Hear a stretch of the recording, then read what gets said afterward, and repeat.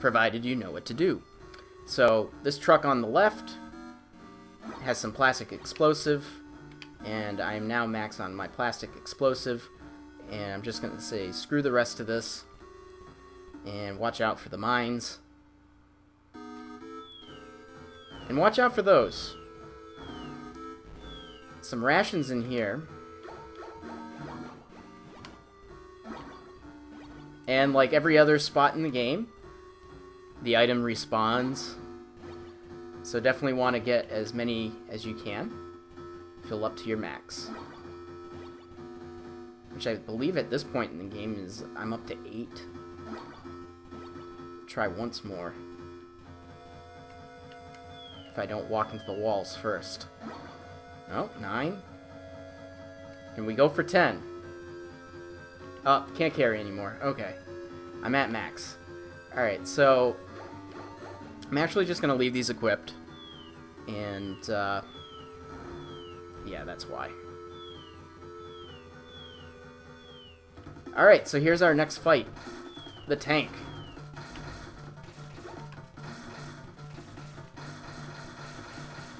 Luckily, this is a cooler fight than the tank in Metal Gear Solid. You basically just place mines down, and it runs over them.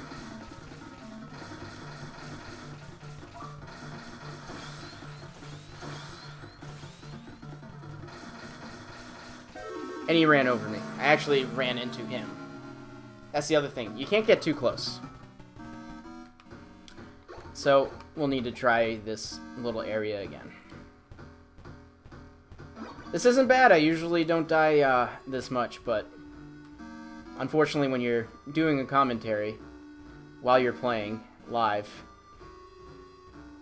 a little bit different.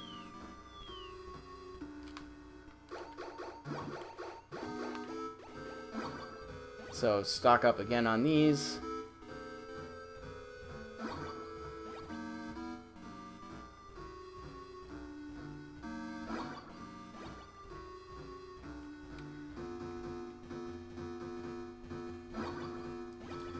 But yeah, the tank fight in this game, I think is pretty neat. Even though it's basically just you against a tank. As generic as it could possibly get. I don't know, I still think it's better than the fight that was in Metal Gear Solid 1. I mean, that was just ridiculous. Throwing chaff grenades, and then throwing grenades, and trying to jam the radar. I don't know. Still, this is not nearly as memorable as that fight was, though. I'm not trying to say that at all. So this takes about 10 mines to kill this thing. You just gotta be careful to not get shot too much, and to not get run over by it.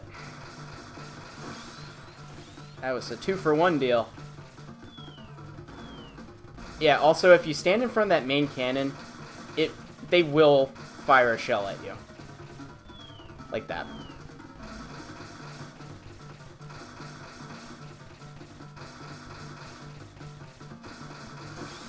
There we go.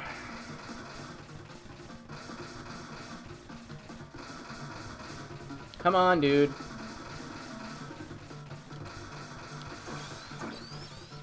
There we go, he's almost gone.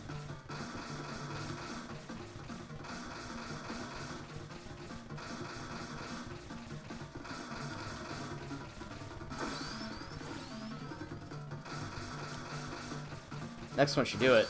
There we go. So that's that. Next thing I'm going to do is I'm going to put on that enemy uniform that I picked up a little while ago. I picked it up way back in the basement. You'll see why in a sec.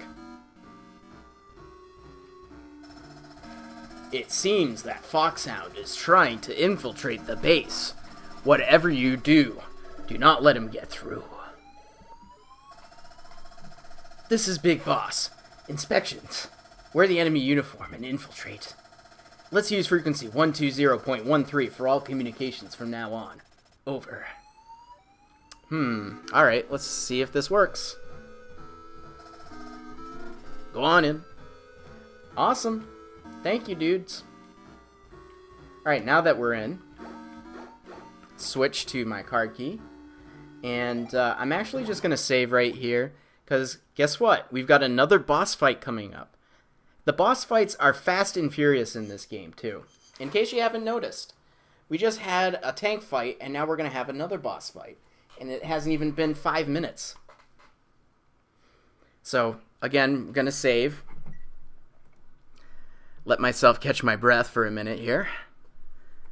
And I'm actually going to take on the next boss first before I do anything else on this floor.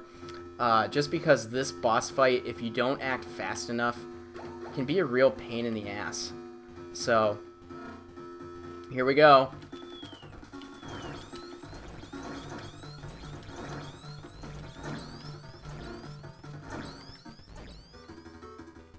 So I got him.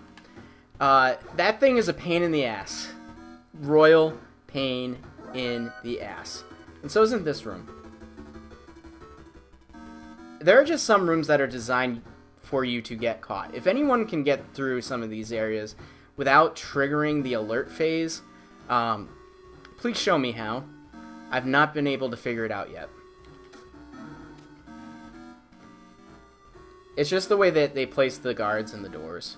That's really what it boils down to. So I'm just gonna stock up on some stuff here.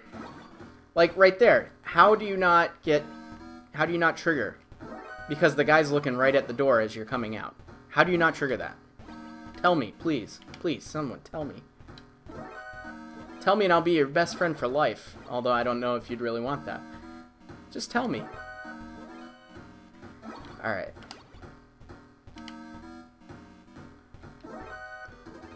Yeah.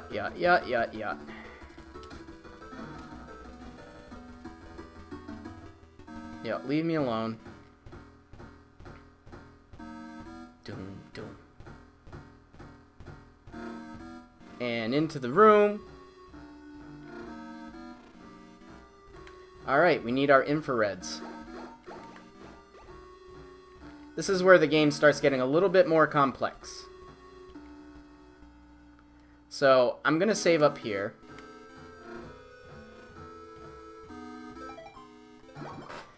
And then I'm going to explore a little bit more of this floor. There's not much that we can do yet because we don't have any of the keys that we need to fully explore this area. If that even made sense. So, making our quick save, creating our save point. Alright. Good to go.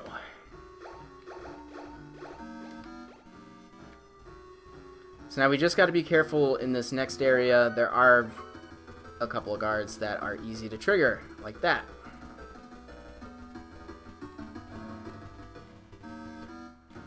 So luckily, when you have the 1 exclamation point guards, if you run off of screen, that's enough to get them off your trail. Unfortunately, the 2 exclamation point guards takes a little bit more than that. I've been setting off a lot of alerts. I'm not being very careful at all. This is Big Boss. They're trying to jam our signal, but we are okay on this frequency. Over. Good to know. Alright, so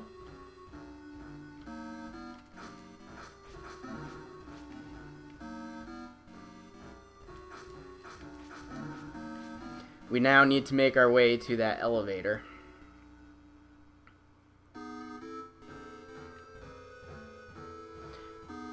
Yeah, whatever. Building 2 is a little bit different compared to building 1. Not nearly as straightforward. So. And this is where the backtracking starts to come in. We're going to do another save. And then we're going to make our ways up to the roof to get card key number 5. Because we need card key number 5 to actually get anywhere in building 2. So, the tedium of older games sometimes. But, I digress. The game is still great. I'm just gonna get ready, because there's a barrage. And there's no way to avoid this.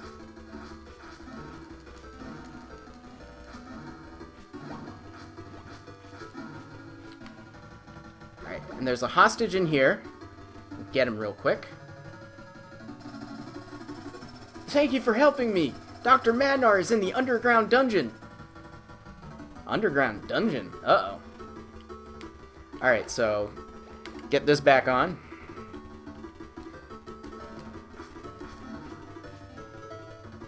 Luckily, these guys are really easy to dodge.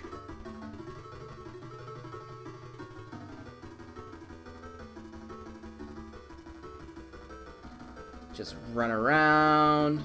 Alright. These guys, unfortunately, are not, as you've seen.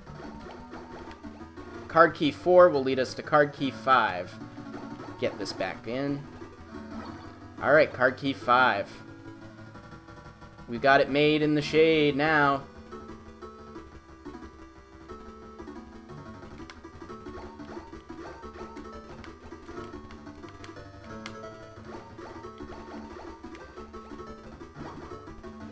Alright. Elevator! Let's go! Phew! Made it. Alright, let's use that. And let's save. I really don't feel like going through that again. And luckily we don't have to. So, just saying. Don't want to, don't have to. Alright, so they're saying Dr. Madnar is in the underground dungeon. So, we need to go down to the basement. We need to get to the basement. So that's floor 2. We skip that. That's floor 1. We'll skip that. Basement.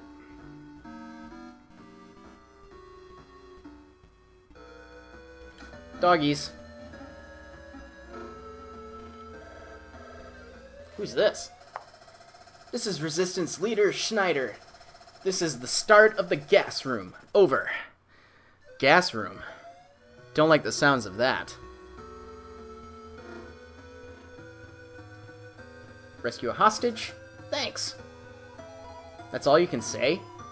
Thanks. Alright, so we have a couple different options. Let's go through here first. Make sure we get our gas masks on.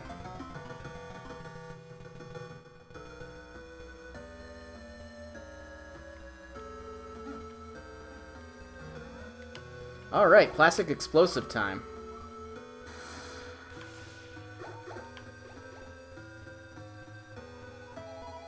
Hostage in here.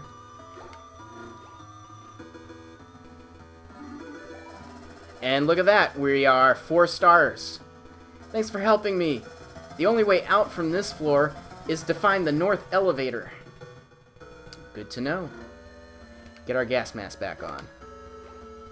So yeah, 4 stars. That's the top of the class, so to speak. And card key number 5. Dr. Madnar, you fell into my trap. The real Dr. Madnar is on the 2nd floor. Die, foxhound. Yeah, and he's not kidding. You don't want to fall into that. That'll piss you off. So, card key number 6, which we do actually need to get out of this floor.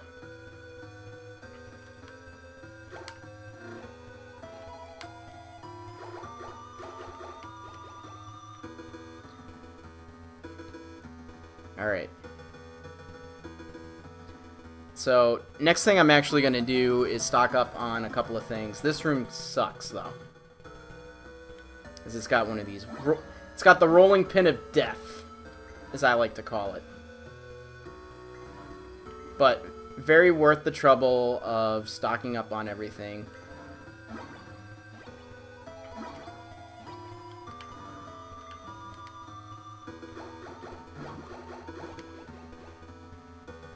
because you really do need to stock up on everything at this point in the game. So, just make our way doing this here.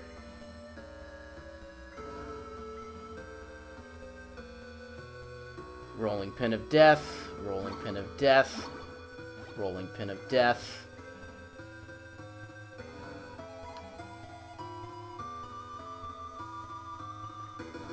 Just don't touch the rolling pin of death. It's like the bog of eternal stench. Once you touch it, it's instant death for all eternity. Or instant stank.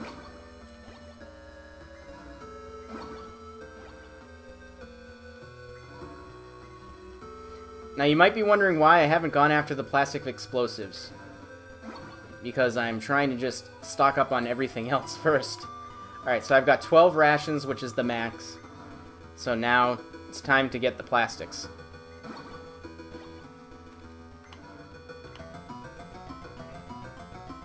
I'm only really short one, so I'm not even going to bother going back in there. How are my rockets? I've got enough. Alright, so in here, use card key number 6. I am the fire trooper. I'll burn you to a crisp. Okay. You do that, and I'll just shoot rockets at you.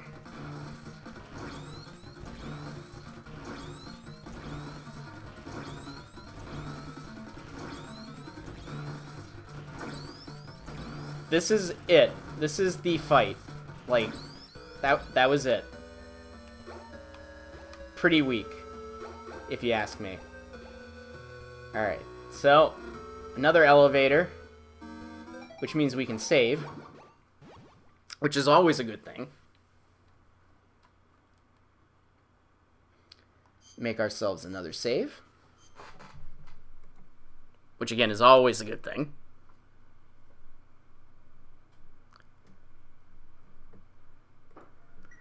So, there we go.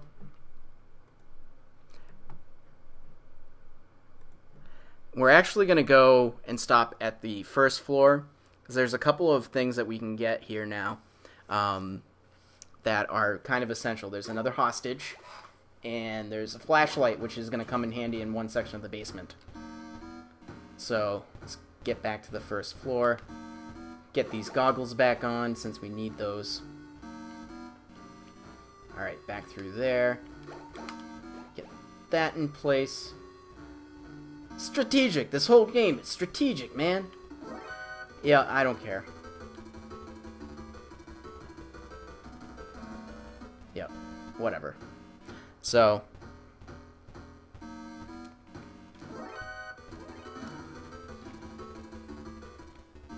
Alright, this is very handy. Picked up the flashlight. You'll see why.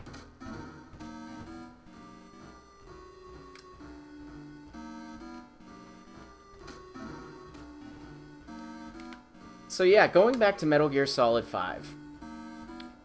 Is everyone looking forward to this game? Is there something that you're not looking forward to with it? Is the fact that David Hayter's not going to be voicing Snake? Is that enough for you not to want to be playing it? Thank you for helping me. The far end of the waterworks is connected to Building 3. That's kind of useless information, I think.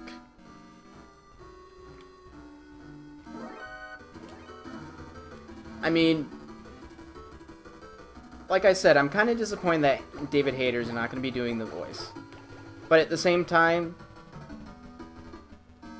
it's not going to ruin the game for me. I think it's about time that, you know, Big Boss gets a different voice than Solid Snake. I mean, he technically already has a different voice than Solid Snake from the ending of Metal Gear Solid 4, so I honestly, you know, I understand the big deal about it because David Hayter has always been Snake.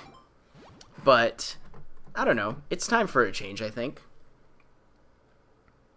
So we'll do another save and we'll go up to floor number 2.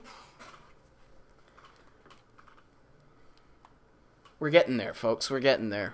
We're making our way through. This game is actually pretty short when you know what you're doing.